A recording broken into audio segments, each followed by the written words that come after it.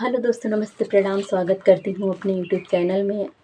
आज हम आप लोग को एक निर्गुण विदेशिया गीत सुनाने जा रहे हैं। कैसा लगेगा कमेंट करके ज़रूर बताना और लाइक सब्सक्राइब शेयर ज़रूर करना।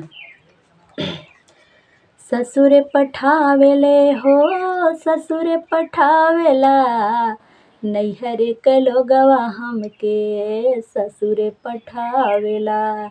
नैहर के लोगवा हमके ससुर पठावेला। नहीं हम सिखले सखी नहीं हम सिखले सखी, गुण से सहूरवा हो गुण से सहूरवा। नहीं हम सिखले सखी, गुण से सहूरवा हो गुण से सहूरवा। हर सैया नीर मोहिया हमारी लगन धरावेला, नैहर के लोगवा हमके ससुर पठावेला। नैहर के लोगवा हमके ससुर पठावेला।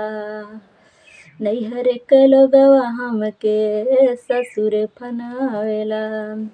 कच कच बासवा कई डोलिया फनावेला हो डोलिया फनावेला। कच कच बासवा कई डोलिया फनावेला हो डोलिया फनावेला। हरे ऊपर से लाल कावो हरवा ओढ़ावेला, नैहर के लोगवा हमके ससुर पठावेला। नैहर के लोगवा हमके ससुर पठावेला।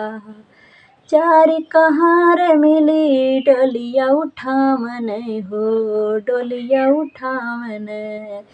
सैया नीर मोहिया हमरा दिनवा धरावेला, नैहर के लोगवा हमके ससुर पठावेला।